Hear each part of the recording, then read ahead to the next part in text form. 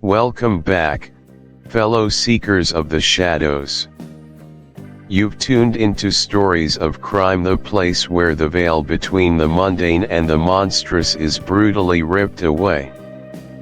Tonight, we aren't just reading a report. We are opening a file, marked top priority, tucked away in the darkest corner of the archives.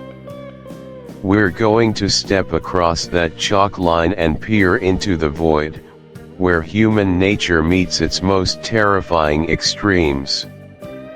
In this hour, the street lights flicker, the shadows deepen, and the truth is often far more chilling than any fiction you could invent. Forget the heroes. Tonight, we focus on the villains. On the motives that curdle the blood, and the consequences that echo forever. So, dim the lights. Lock your doors. Take a deep, steadying breath, because once the story begins, there's no turning back. This is Stories of Crime. And the case we're unfolding tonight is His Last Bow. Chapter 1, The Gathering Storm, A Hook. Sound of a chilling wind, distant, mournful violin melody, fading slightly into the narration. Welcome, discerning listeners, to a journey into the twilight years of a legend, a deep dive into the final, profound chapters of Sherlock Holmes's career, as penned by the incomparable Sir Arthur Conan Doyle. This is not merely an audiobook, it is an expedition into the heart of a literary epoch, a careful dissection of the narratives that bring the great detective story to its poignant, world-altering conclusion. We stand now at the precipice of His Last Bow, a collection that represents a pivotal shift, a testament to the enduring power of a character who transcended the page and became a cultural touchstone. In a world poised on the brink of unparalleled destruction, a world where old certainties are crumbling like ancient ruins under the relentless march of time, what truly is the relevance of logic? What purpose does the cold, hard brilliance of deduction serve when chaos threatens to engulf civilization itself?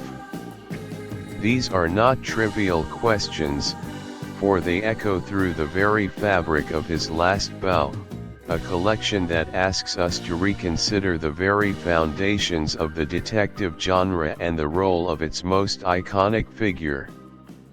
We are no longer in the comfortable Victorian drawing rooms of earlier adventures. The air is thick with foreboding, heavy with the scent of change, and the stakes have never been higher. This collection introduces us to a Sherlock Holmes who has ostensibly retreated from the frenetic pace of London's criminal underworld. He has chosen a quieter life amidst the serene beauty of the Sussex Downs, cultivating bees, a seemingly idyllic retirement for a mind once perpetually stimulated by the darkest machinations of humanity. But, as we shall discover, the world is far from done with him. The tendrils of global conflict, the insidious whispers of espionage, and the relentless demands of justice will inevitably draw him back from his pastoral haven, pulling him into one last, monumental performance on the world stage. The very title, His Last Bow, resonates with a sense of finality, a grand theatrical exit, yet it also hints at the enduring power of a performance that transcends mere entertainment, a performance born of duty and an unwavering commitment to truth. Join us as we peel back the layers of these stories, exploring the intricate tapestry of their creation, their profound impact, and their lasting legacy.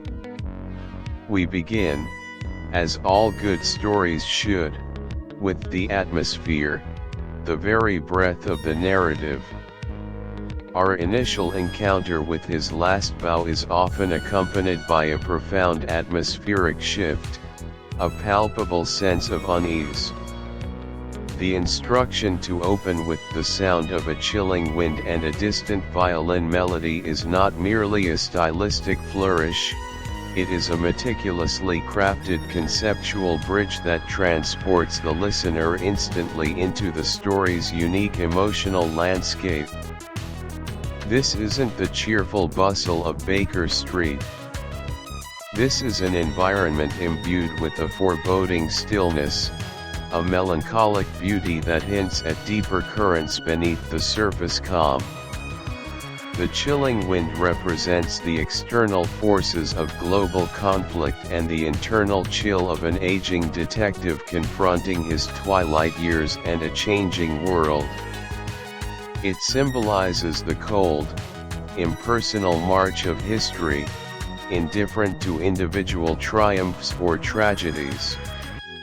It's a primal sound, universal in its ability to evoke isolation and vulnerability. The distant violin, on the other hand, is a direct, intimate reference to Holmes himself. It is his preferred mode of contemplation, his emotional outlet, a complex instrument capable of both exquisite beauty and profound sorrow. But here, it is distant, almost spectral, suggesting a Holmes who is removed, perhaps even slightly out of touch, yet whose essence, his passion for pattern and melody, remains. The combination of these two elements creates a liminal space, a threshold between the known world of Holmesian adventures and the unknown, unsettling future. It sets an immediate tone of reflective melanch. Chapter 2, The Beekeeper on the Downs, Introduction. Welcome, dear listener, to a journey into the twilight years of the most extraordinary mind fiction has ever known. This is a special, deeply reflective expedition into his last bow, a collection that, while often viewed as a mere addendum to the grand canon of Sherlock Holmes, holds within its pages a profound significance, marking not just the end of a legendary detective's active career, but indeed, the very close of an era. As your guide, I'm not just presenting facts, but inviting you to partake in a living narrative, to feel the nuanced shifts, the subtle sorrows, and the enduring brilliance that define these final tales. My name, while perhaps less significant than the subject we approach, carries the weight of a lifelong devotion. For as long as I can recall, the gaslit alleys of Victorian London, the intellectual gymnastics of Baker Street, and the inimitable figure of Sherlock Holmes have been constant companions. I am, in essence, a lifelong student of the great detective. From early childhood encounters with those iconic Deer Stalker illustrations to countless rereadings in adulthood, each turn of a page has deepened my understanding, sharpened my appreciation, and solidified my conviction in the enduring power of these narratives. This isn't merely an academic interest, it is a profound personal connection, a fascination that transcends simple storytelling and delves into the very nature of observation, deduction, and the human condition. My journey through the complete works of Arthur Conan Doyle has been one of continuous discovery, meticulously cataloging the minute details, cross-referencing seemingly insignificant clues, and tracing the remarkable evolution of Holmes himself. I've debated theories with fellow enthusiasts in dimly lit libraries, pondered the psychological underpinnings of his adversaries, and spent countless hours attempting, however futilely, to emulate his precise mental processes. This dedication, this immersion, allows me to approach his last bow not as a detached observer, but as someone intimately familiar with every nuance of Holmes's character, every stylistic flourish of Doyle, and every shadow cast by the historical periods in which these stories unfold. Why does this matter? Why should my personal journey with Holmes concern you? It matters because this perspective informs the very essence of our exploration. It allows us to delve beyond the surface-level plot, to unearth the deeper thematic currents and the subtle psychological shifts that are often overlooked in a casual reading. My long familiarity means I can connect dots across the entire Doyle canon, drawing parallels and highlighting contrasts that enrich our understanding of these concluding stories. When we speak of Holmes's evolution, it's not an abstract concept, it's a tapestry woven from decades of literary presence, and my expertise ensures we appreciate every thread. It means I bring to this discussion not just information, but context, passion, and a genuine desire to illuminate the genius that continues to captivate generations. This isn't just an analysis, it's a celebration, a guided tour led by someone who genuinely loves and understands the landscape. My role is to be your Sherpa through these final, often poignant, literary peaks, pointing out the subtle beauty and the profound implications you might otherwise miss. Now, let us consider the mind of the creator himself, Arthur Conan Doyle, as he penned these final stories between 1908 and 1917. It's crucial to understand that Doyle, by this point, was a man weary of his most famous creation. He had already, famously, attempted to kill Holmes off at Reichenbach Falls years prior, only to be resurrected by overwhelming public demand. By this later period, Doyle's intellectual and creative energies were increasingly consumed by other passions.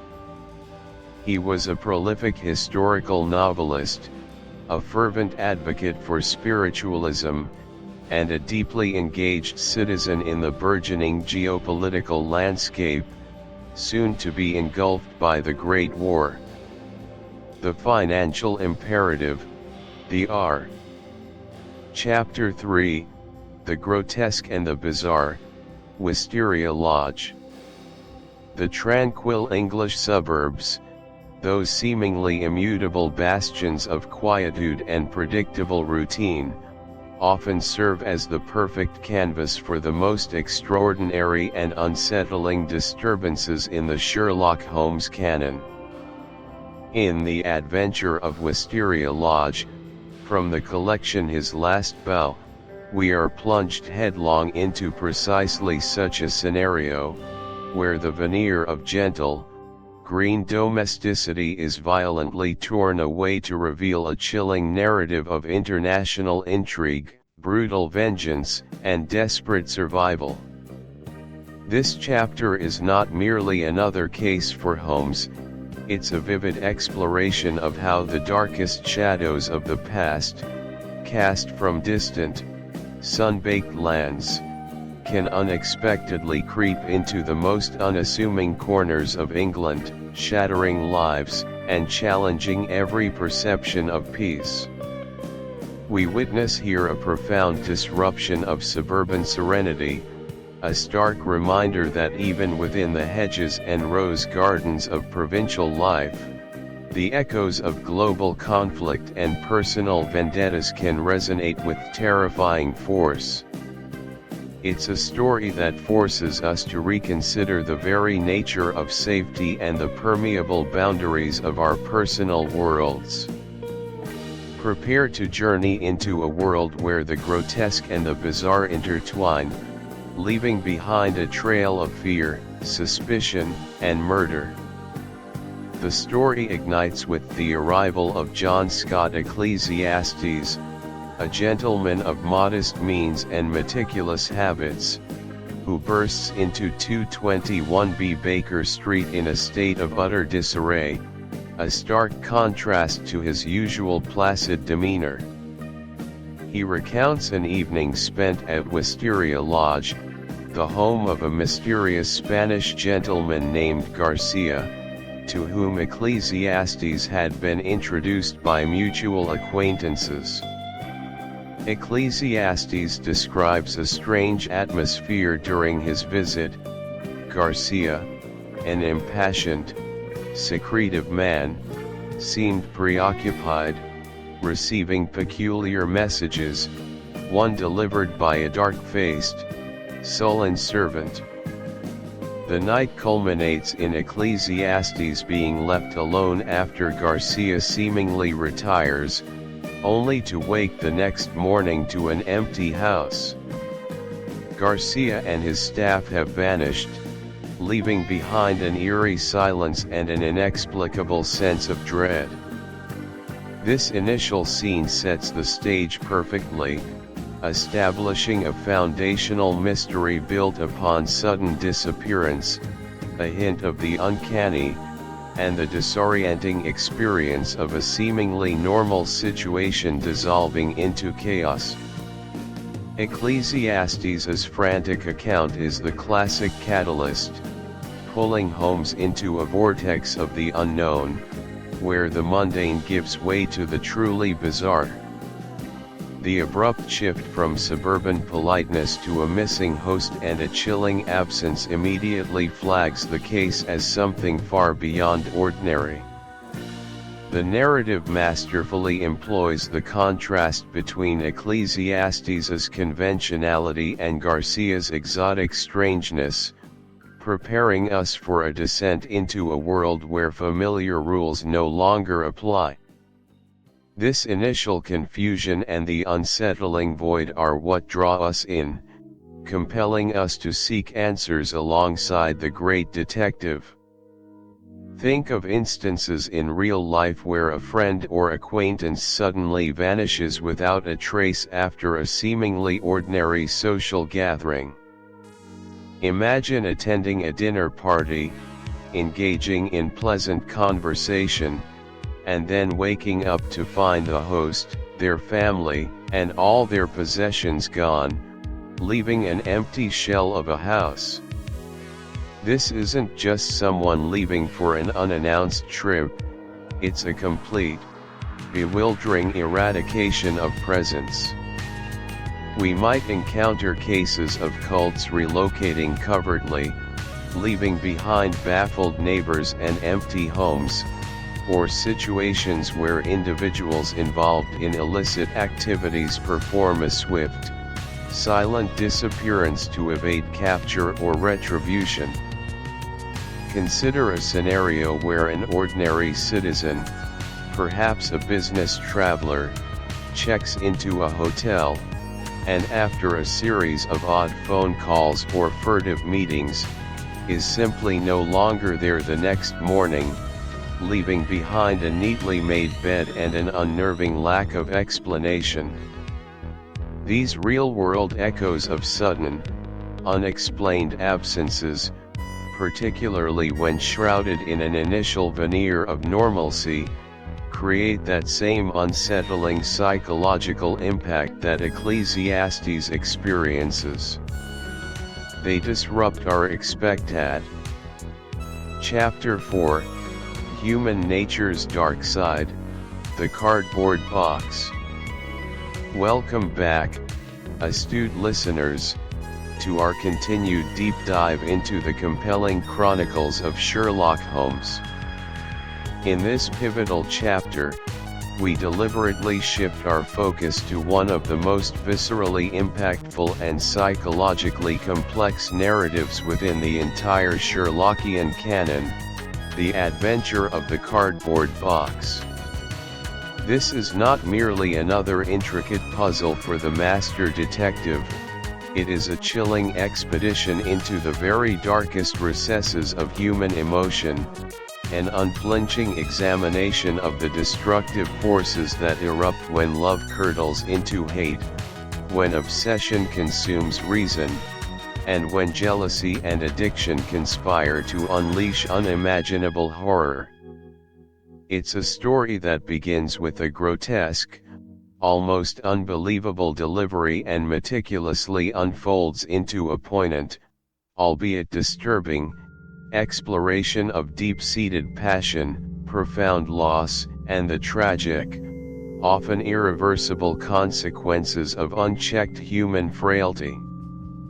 Prepare yourselves, for we are about to confront the raw, untamed aspects of human nature, stripped bare in the cold light of Holmes's penetrating intellect.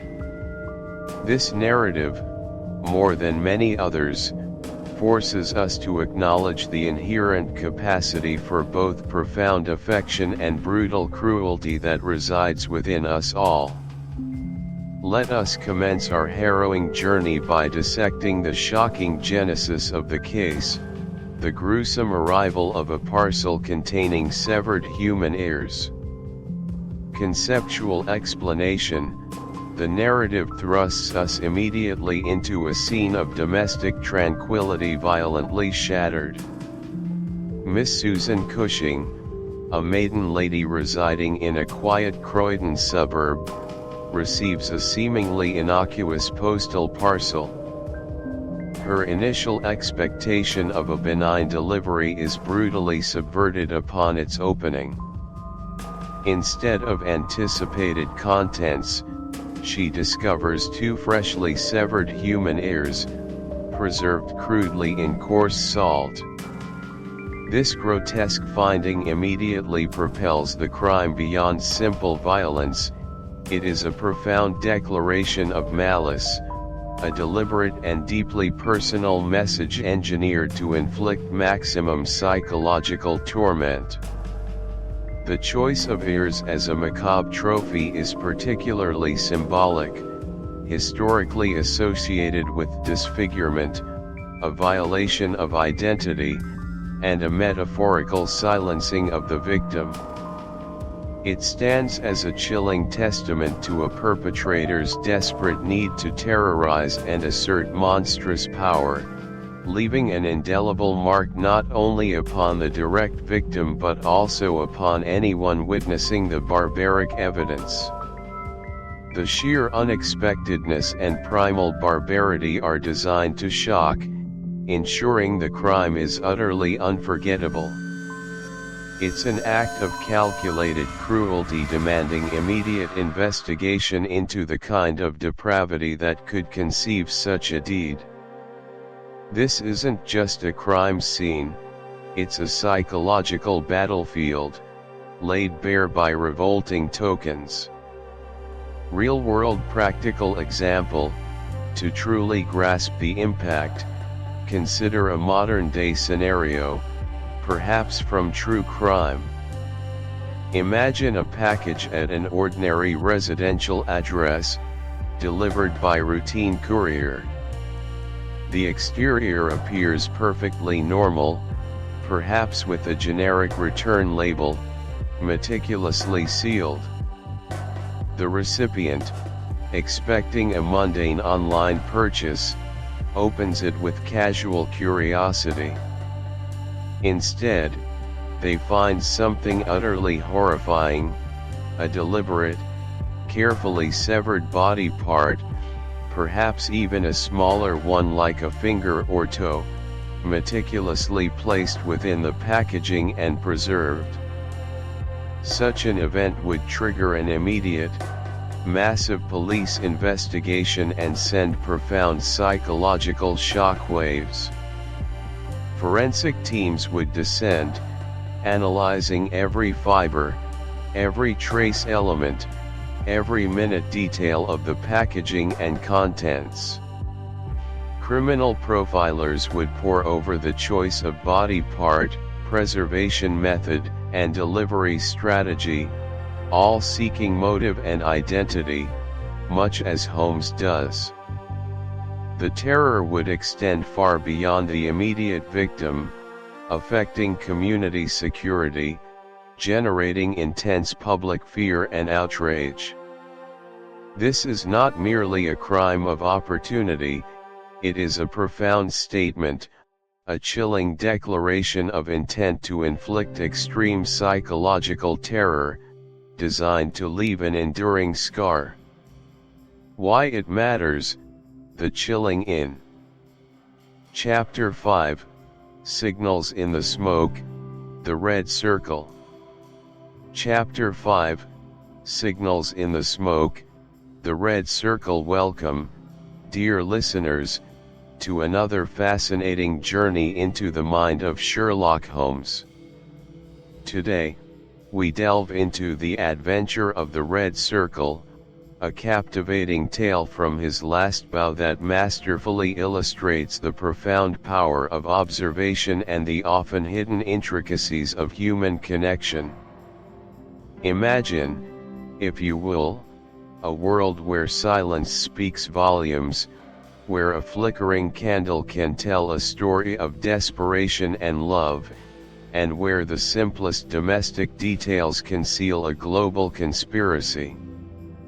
This is the stage upon which Holmes and Watson find themselves in this particular adventure, a case that proves some of the greatest mysteries are not solved with grand chases or dramatic confrontations, but with quiet patience, keen insight, and the ability to truly see what is happening right before one's eyes. It's a compelling reminder that the world is constantly communicating, if only we learn to interpret its subtle signals. We'll unpack this narrative layer by layer, exploring how every detail, every peculiar behavior, every quiet moment contributes to a larger, more perilous truth. This is more than just a detective story, it's a study in perception, a testament to the hidden narratives woven into the fabric of everyday life, and a powerful demonstration of how even the most innocuous observations can unlock secrets of immense gravity. Our story begins, as many do, with a seemingly ordinary domestic predicament, albeit one steeped in an undercurrent of unease. We meet Mrs. Warren, a London landlady, whose anxieties about her new lodger are the first ripples in what will become a far wider sea of intrigue.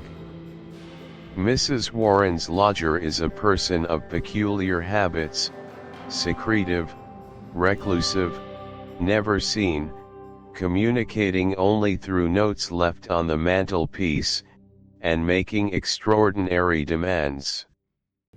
The rent, paid generously in advance, hardly quells the landlady's growing apprehension.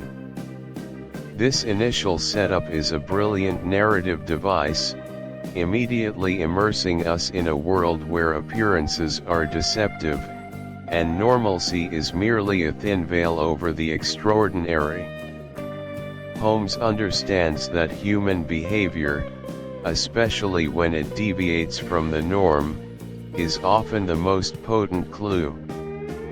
The lodger's insistence on privacy, the refusal to be seen, the demand that even Mrs. Warren herself should not enter the room, these are not merely eccentricities, they are signals. They scream that something is amiss, that a secret is being guarded with extreme vigilance, a secret demanding isolation bordering on imprisonment. A real-world practical example of this phenomenon might be observed in a shared living situation or workplace. Consider a new colleague who consistently arrives early, leaves late, avoids all social interaction, keeps their office door perpetually closed, and communicates only via email, despite proximity to others.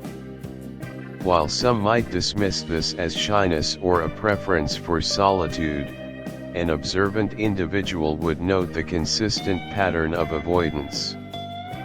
Such behavior isn't just personal preference, it's a deliberate act of concealment. What are they hiding? Are they working on a secret project, dealing with a personal crisis, or perhaps involved in something illicit? The consistent pattern, the strict adherence to an isolating routine, the deliberate erection of barriers, these are the behavioral notes on the mantelpiece that demand closer inspection. Why it matters. Deep dive. This initial stage, framed by Mrs. Warren's concerns, underscores a crucial principle in detective work: paying attention to the periphery, to the small worries of ordinary people. Often, grand conspiracies or heinous crimes are first hinted at by the subtle discomfort of those closest to the situation. Mrs. Warren's intuition, born from observing human nature, is a valuable form of intelligence. Holmes respects this common sense, knowing that the ripples of an extraordinary event always touch the shore of the ordinary. It teaches us to validate the anxieties of others, especially when those anxieties stem from. Chapter 6, The Brother and the Submarine, The Bruce-Partington Plans. Welcome, dear listeners, to a deep dive into the labyrinthine corridors of espionage, family duty, and national security. In this chapter, we unravel the intricate threads of the adventure of the Bruce-Partington Plans, a story that not only tests Sherlock Holmes's formidable intellect but also brings his enigmatic brother, Mycroft, into the very heart of the unfolding drama. Imagine, if you will, the early days of the 20th century, a time rife with international tensions, where the shadow of conflict loomed large over Europe. Naval power was paramount, and the secrets of a nation's defense were guarded with an almost sacred vigilance. Against this backdrop, we find ourselves plunging into a narrative where the loss of top-secret submarine plans could irrevocably alter the balance of power, leading to catastrophic consequences for the British Empire. This isn't just a tale of a stolen document, it is a profound exploration of loyalty, betrayal, and the quiet, often unseen, sacrifices made in the service of one's country. As we journey through this captivating case, we will examine not only the meticulous deductions of the world's greatest consulting detective but also the rare glimpse it offers into the personal lives and moral complexities that underscore even the most brilliant minds. The stakes are extraordinarily high, the mystery is deeply layered, and the revelations are both startling and deeply human. Prepare to engage with a story where every detail, every nuance, contributes to a larger picture of a nation on the brink and the extraordinary efforts required to pull it back from the precipice. This chapter serves as a potent reminder that even the most brilliant minds are subject to the pulls of family and the demands of patriotic duty. It is a compelling narrative, one that echoes with themes that resonate even in our modern world, where information is power and its compromise can have global repercussions. Our journey begins, as many of Holmes's most challenging cases do, with an unexpected visitor, and in this instance, it is none other than his elder brother, Mycroft Holmes.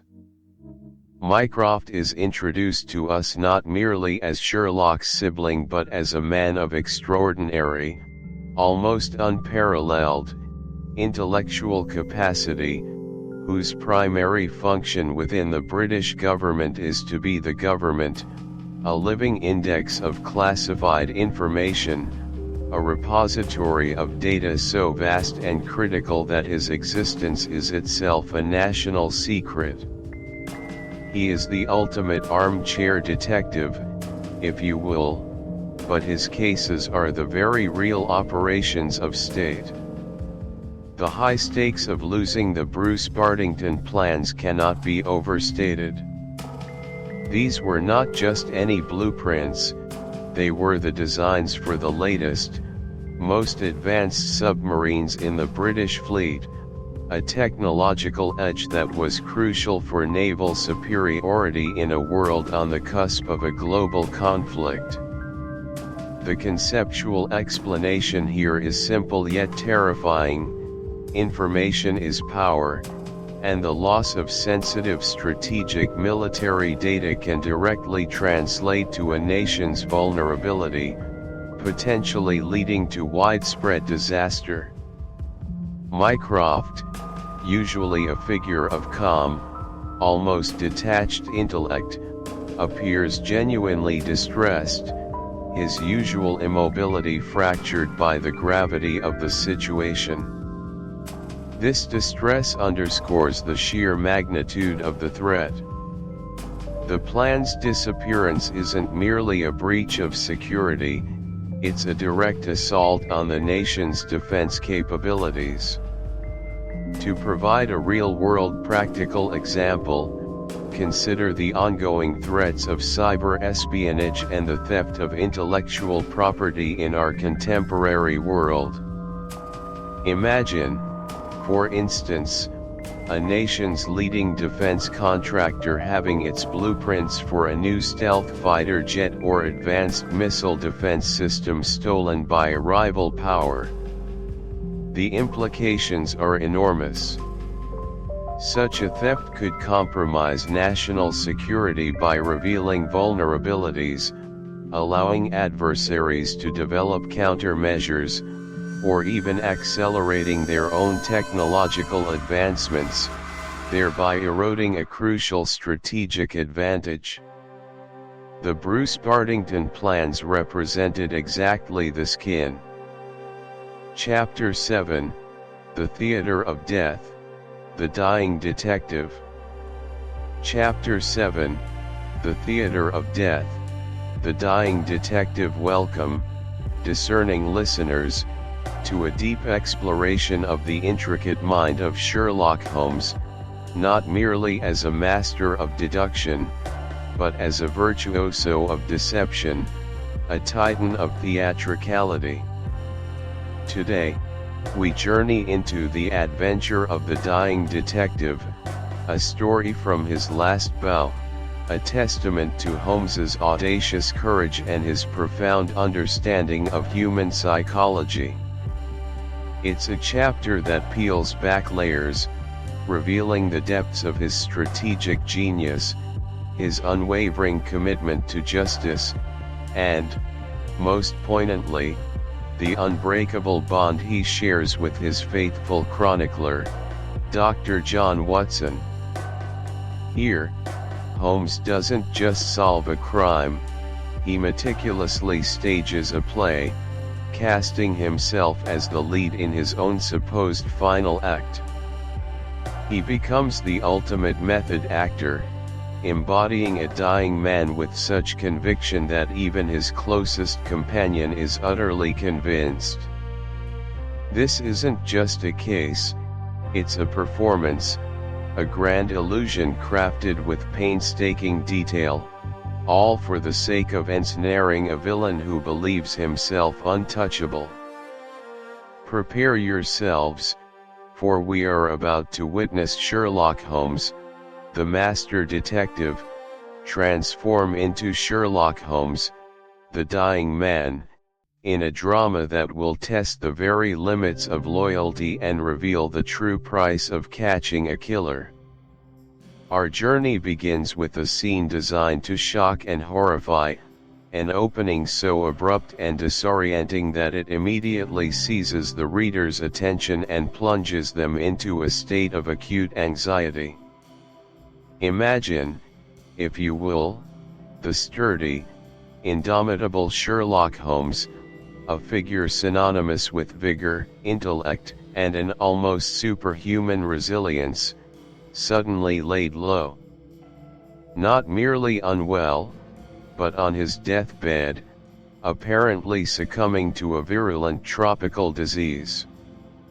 This is no ordinary illness, it is presented with a terrifying specificity, a concoction of symptoms that evoke genuine dread, a fever-racked body, a parched throat, sunken eyes gleaming with a dreadful light, and skin described as a dreadful parchment.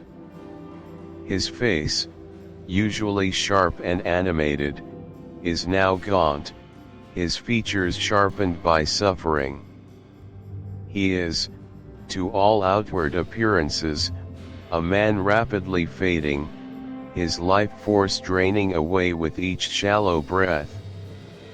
The very notion of Holmes, the solver of insoluble mysteries, being defeated by a mere biological agent feels like an affront to the natural order of things, a violation of the reader's implicit contract with the character.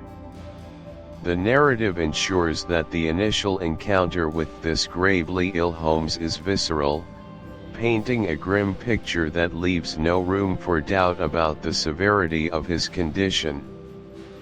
The description is rich with sensory details designed to create an immediate, overwhelming sense of despair and urgency. Watson, our ever-present narrator, arrives to find his friend in this horrific state, and his immediate medical assessment confirms the dire prognosis, intensifying the drama and making the deception all the more potent. The illness, we are told, is Tarleton's scurvy, a fictional tropical malady, cleverly invented to sound plausible yet remain obscure enough that Watson's vast medical knowledge cannot immediately refute it or conjure an instant cure. This choice of a rare, exotic disease lends an air of insidious danger and makes Holmes's condition seem utterly hopeless from a conventional medical standpoint.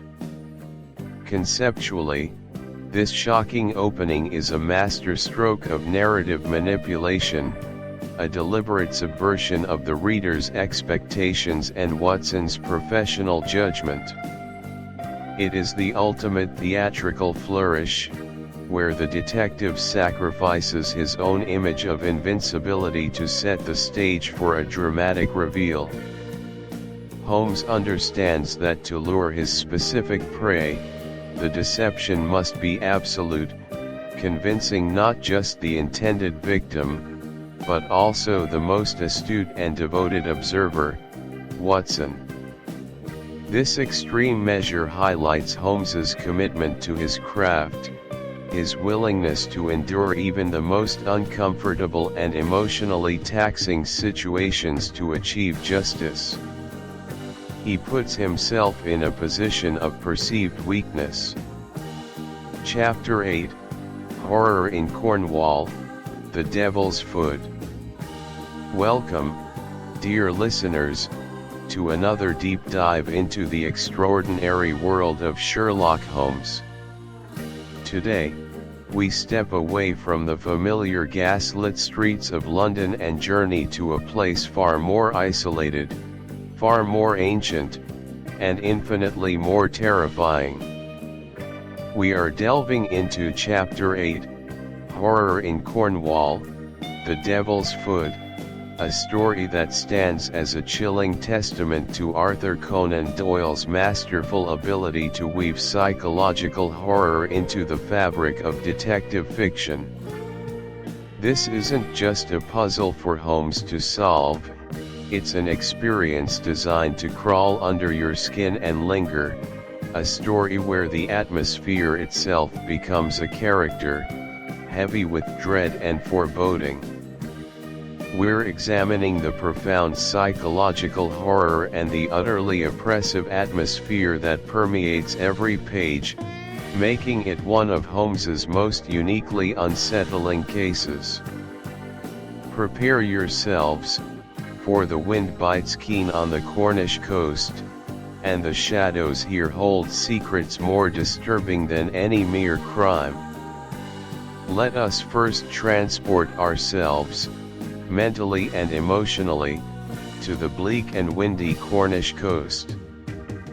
Doyle's evocative descriptions do more than merely set a scene, they create an immersive, almost suffocating environment that amplifies the story's inherent horror. The conceptual power of a setting like this lies in its ability to isolate, to diminish the human scale against the vast, untamed forces of nature. When Holmes and Watson journey here, they leave behind the comforting, if sometimes dangerous, familiarity of urban civilization. They trade the logical grid of city streets for jagged cliffs, churning seas, and a sparse, unforgiving landscape.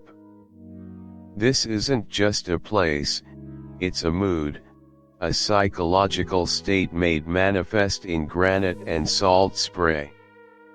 Imagine the relentless, cutting wind, constantly reminding you of your vulnerability, stripping away warmth and comfort. Envision the crashing waves below, a ceaseless, primal roar that drowns out smaller sounds, making communication difficult and adding to the sense of claustrophobic isolation. The very air feels ancient, carrying the weight of centuries of hardship and superstition. The sparse vegetation, gnarled and clinging desperately to the rocks, mirrors the human struggle for existence in such a desolate place. This bleakness isn't incidental, it's fundamental to the story's impact.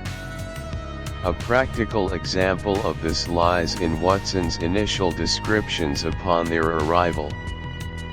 He paints a picture of rugged beauty, yes, but also of profound melancholy. He talks of rocky headlands and desolate moor, of the ancient granite and the lonely coastline. The local inhabitants are few and far between, their lives inextricably linked to the unpredictable sea. The village itself feels cut off, a tiny outpost against the immense power of the ocean. This isolation means that whatever horrors unfold here are contained, trapped, unable to easily escape or be reported to the wider world. There's no quick telegraph line to Scotland Yard, no immediate assistance from a bustling metropolis. The very journey to this place is an arduous one, separating Holmes and Watson from their usual resources and support networks. The sense of being at the world's edge intensifies the feeling of dread. Even the light, often described as gray and diffused by sea mists, contributes to an overall feeling of subdued despondency. The soundscape is dominated by natural, untamed forces, the wind whistling through crevices, the mournful cries of gulls, the relentless pounding of the surf. These sensory details combine to form a palpable sense of unease, a constant, low thrum of anxiety that prepares the listener for something truly awful. Why does this matter so profoundly? Because the Cornish setting isn't just a backdrop, it's a co-conspirator in the horror. It ensures that the events that transpire feel both ancient and inevitable, almost a natural outgrowth of the landscape itself. The isolation prevents easy answers, forcing Holmes to rely solely on his wits in a place where modern conveniences are scarce and local superstitions might hold as. Chapter 9, The Final Act, His Last Bow. Welcome, discerning listeners, to Chapter 9, The Final Act, His Last Bow, from the book that shares its illustrious name. We're about to embark on a journey into the heart of espionage, cunning disguise, and the very precipice of global conflict. Imagine a world teetering on the brink, where whispers carry the weight of nations and a single misstep could ignite a global conflagration. This isn't merely a story, it's a historical snapshot, a poignant farewell, and a masterclass in the art of the spy. It's August 1914, and the air is thick with anticipation, not just for the character at the center of our tale, but for the entire world. Here, amidst the quiet English countryside, a drama of international significance unfolds, featuring the one and only Sherlock Holmes in his most audacious, perhaps most vital, role. Prepare to delve into the intricate dance of deception and revelation, where the stakes are higher than ever before, and the curtain is about to fall on an era, as well as on the professional life of the world's greatest consulting detective.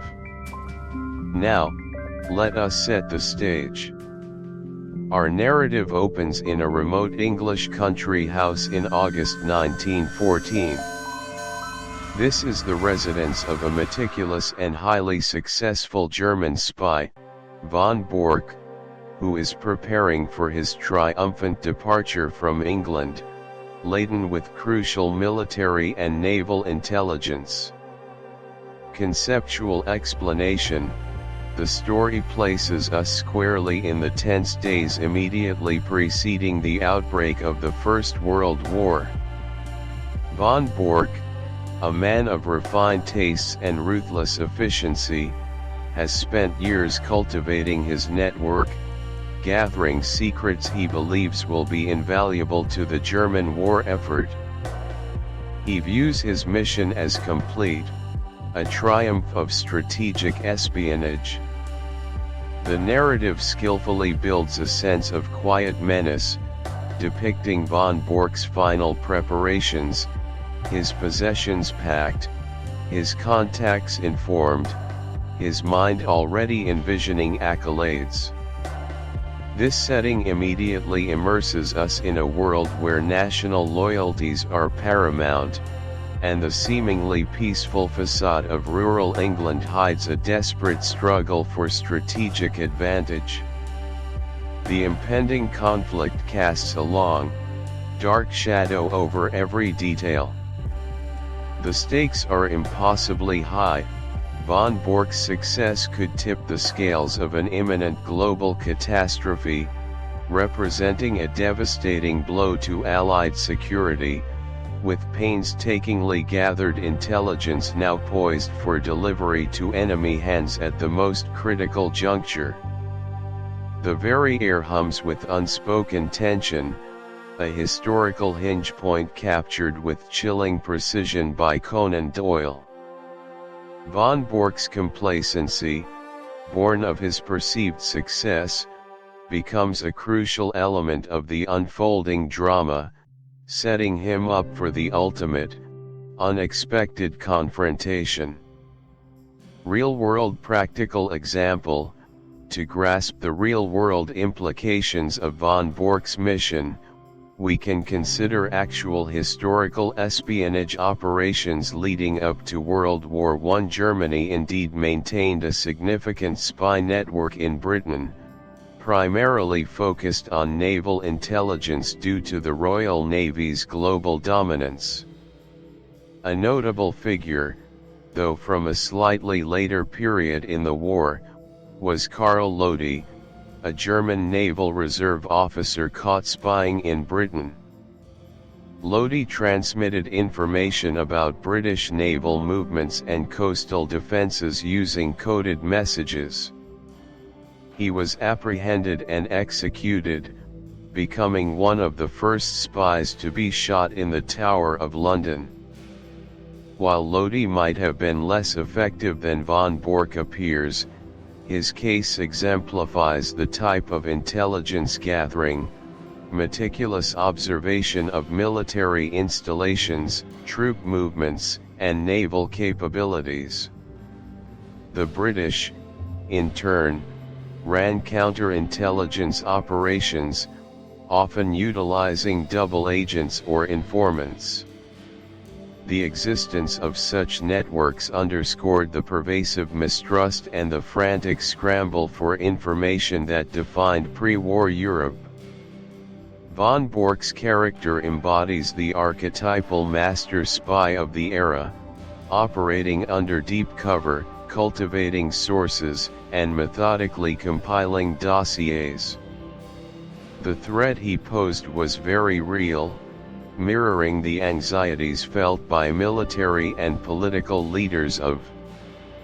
Chapter 10, The 7-Day Deduction Plan. Welcome back, listeners. We've journeyed through the intricate mind of Sherlock Holmes, exploring his unparalleled methods.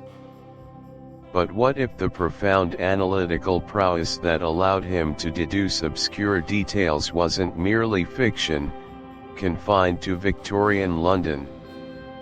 What if it were a transferable skill, a framework for thought you could cultivate and apply to your modern life?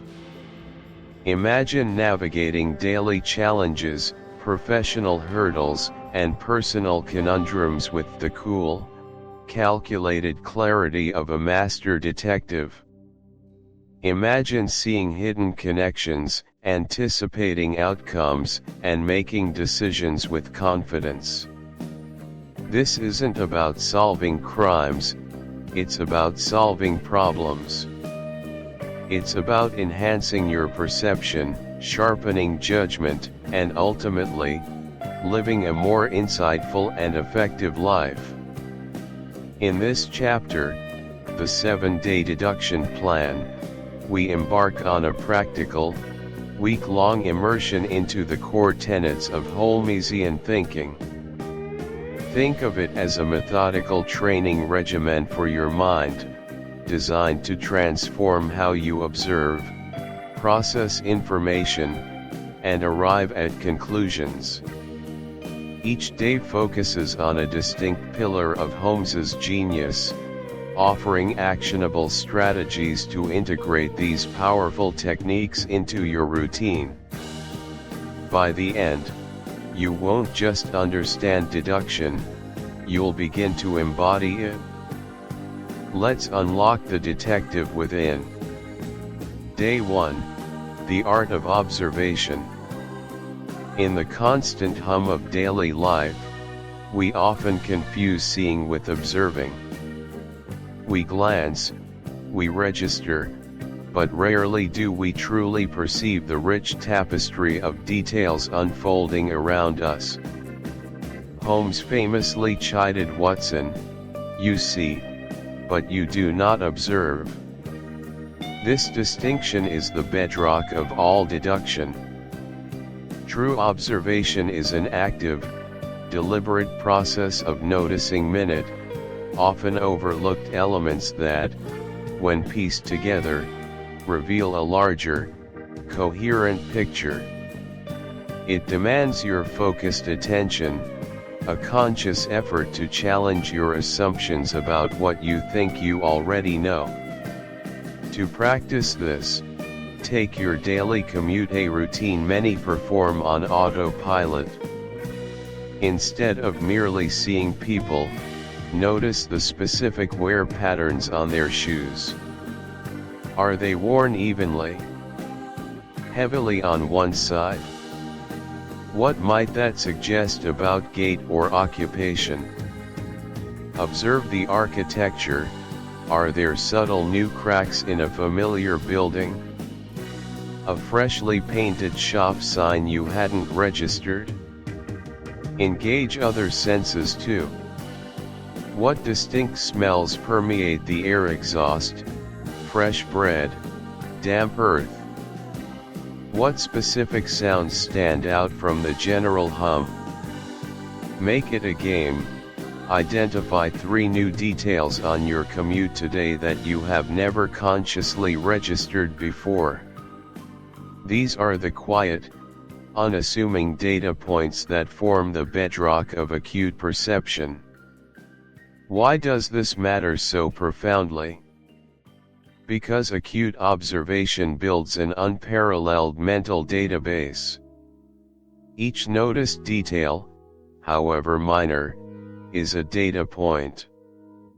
Over time, this vast repository of information allows you to recognize patterns, identify anomalies, and make connections others miss. It sharpens your cognitive faculties, improves memory for specifics, and trains your brain to look for evidence rather than jumping to conclusions. This enhanced perception isn't just for solving mysteries, it empowers you to understand complex situations more thoroughly, anticipate trends, and make more informed decisions in every aspect of your life. It's the difference between merely existing and truly engaging with the world. Day 2.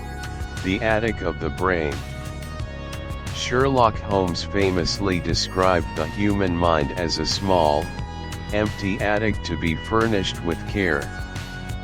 He believed the brain has a finite capacity for information. Fill it with useless clutter, and you leave no room for important facts. This concept, the attic of the brain, is about the crucial discipline of decluttering your mental space, systematically discarding irrelevant information, and curating what truly matters to ensure optimal cognitive function. It's not about forgetting what you know, but intentionally filtering the constant barrage of data to focus on what genuinely aids understanding and decision-making. How to apply this practically. Chapter 11, The Legacy of the Bell. Summary. Welcome, esteemed listeners, to Chapter 11, the culminating point of our deep dive into Arthur Conan Doyle's His Last Bell. We stand at a unique precipice, looking back at the tapestry we've woven and forward into the enduring legacy of a character who transcended pages to become an indelible part of our cultural consciousness. This chapter isn't merely a recap, it's a synthesis, a drawing together of threads that illuminate the twilight years of Sherlock Holmes, exploring how this collection provides not only thrilling mysteries but also profound closure for the world's greatest consulting detective. We will synthesize overarching themes, reflect on the respectful farewell granted to our hero, trace the remarkable evolution of his steadfast companion, Dr. Watson, revisit those moments of breathtaking deduction that defined his genius, and ultimately, solidify the timeless appeal of Holmes as a steadfast beacon of reason in an ever-changing, often chaotic world. Prepare to journey with us one last time through the fog-laden streets and the sharp intellect that defined an era. It's a moment to appreciate the genius, the friendship, and the profound impact of a literary giant. Let us first distill the potent thematic brew that permeates his last bow. Three dominant threads emerge: the ominous encroachment of modern warfare, the persistent, hydra-headed nature of evil, and, as a counterpoint, the enduring triumph of intellect. Conceptual explanation: the early 20th century, leading up to and during the First World War, brought about an unprecedented shift in global dynamics. Warfare moved from localized skirmishes to industrialized, mechanized conflict, forever altering human struggle. Doyle, through Holmes's final cases, captures this seismic shift, depicting a world teetering on the brink of mass destruction, where the individual must grapple with forces far larger than themselves. Concurrently, evil, often a personal failing in earlier stories, here takes on a more insidious, pervasive form, linked to international espionage and systemic betrayal.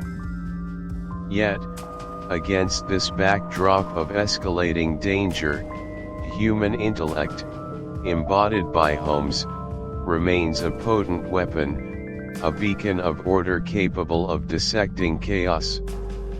Real-world practical example: consider his last bow itself. The story is set on the eve of World War I. Holmes, disguised as an Irish-American spy, infiltrates German intelligence. His mission is not to solve a private murder, but to prevent a national catastrophe.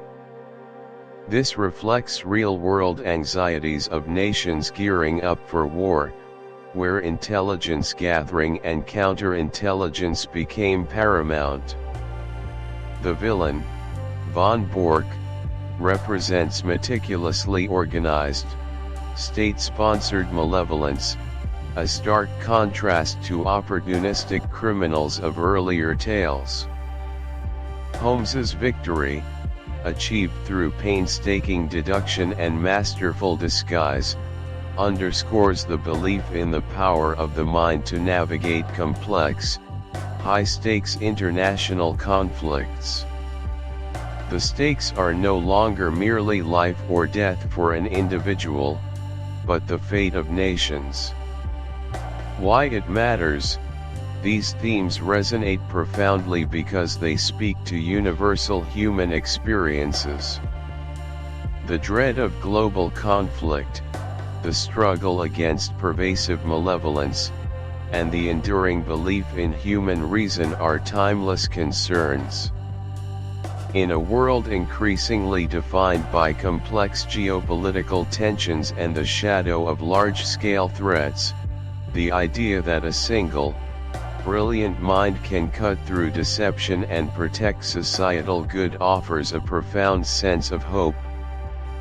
Doyle isn't just telling a story, he's reflecting the anxieties of his time and offering a testament to the enduring value of intellect and vigilance in the face of escalating dangers.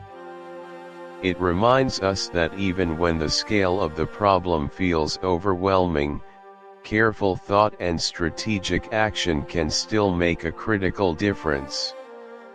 The individual mind, though seemingly small, can confront monumental threats. Next, let's reflect on how his last bow serves as an incredibly respectful, poignant, and fitting farewell to the character of Sherlock Holmes. Chapter 12, The Game is Afoot, Call to Action. As the final embers glow in the hearth at 221B Baker Street, and the last case of his last bow draws to a contemplative close, we find ourselves not at an end, but at a vibrant new beginning. The journey through these compelling tales, from the domestic mysteries to the grand narratives of espionage, has been a testament to the enduring power of observation, logic, and the unwavering pursuit of truth. We have walked alongside the brilliant detective and his loyal chronicler, delving into the intricacies of human nature and the complexities of society. Now, as our shared expedition through this particular collection concludes, let us consider the lingering echoes of these adventures and how they might inspire us further. The game, my friends, is truly afoot, not just in the pages of a book, but in the vibrant tapestry of our own lives. Firstly, I invite you, with the utmost sincerity, to delve into the original texts themselves. While this audiobook provides a comprehensive guide and a rich interpretive layer, there is an unparalleled magic in experiencing Arthur Conan Doyle's prose unadorned. The conceptual explanation here is simple yet profound. No adaptation, no matter how skilled, can fully replicate the author's precise word choice, the subtle rhythms of his sentences, or the period-specific nuances of his language. It is in the direct encounter with the source material that the true literary artistry of Doyle truly shines. Consider, for instance, the intricate descriptions of Victorian London or the precise psychological portraits of his characters. A practical example would be rereading The Adventure of the Devil's Foot after hearing our discussion. Notice how Doyle masterfully builds suspense through descriptive phrases, how the dialogue reveals character not just through what is said, but how it is said. You will catch phrases, stylistic flourishes, and atmospheric details that, while alluded to in our analysis, gain a new texture when absorbed directly from the page. Why it matters is that engaging with the original text deepens your appreciation for the craft of storytelling. It sharpens your own critical reading skills, allowing you to discern the subtleties that elevate good writing to great literature. It's an exercise in literary archaeology, unearthing the pure voice of the author. Next, I warmly encourage you, our dedicated listener, to leave a review and share your favorite story or moment from this collection. This call to action is more than just a request for feedback, it's an invitation to join an ongoing conversation, to contribute to the collective appreciation of these timeless stories. Conceptually, your voice adds to the rich tapestry of listener experiences, guiding others who might be considering embarking on their own journey into Holmes's world. Your insights are invaluable. As a practical example, think about the specific mystery that captivated you most, perhaps the adventure of the Bruce-Partington Plans with its thrilling espionage, or the poignant introspection of the dying detective. Sharing why that particular story resonated, or a specific deduction that surprised you, provides tangible value for prospective listeners and offers a fascinating window into the diverse impact of these narratives. Why it matters deeply is that it fosters a vibrant community of readers and listeners. Your review helps others discover the joy and intellectual stimulation that Sherlock Holmes offers, and in doing so, it keeps the spirit of the stories alive and thriving for new generations. It's a small act with a significant ripple effect, preserving the legacy of the greatest consulting detective. Furthermore, for those whose appetites for deduction have been whetted by his last bout, I heartily suggest exploring other Sherlock Holmes collections, particularly those that chronicle his earlier years. Conceptually, moving backward through the canon offers a fascinating progression, allowing you to witness Holmes's methods evolve, his character deepen, and his relationships with Watson and Lestrade Ma. Thank you for listening to this audiobook. If you found value, meaning, or inspiration in this journey, please remember to like the video, subscribe to the channel, and turn on notifications so you won't miss the next chapter. Your support helps us bring more timeless classics to life. See you in the next reading.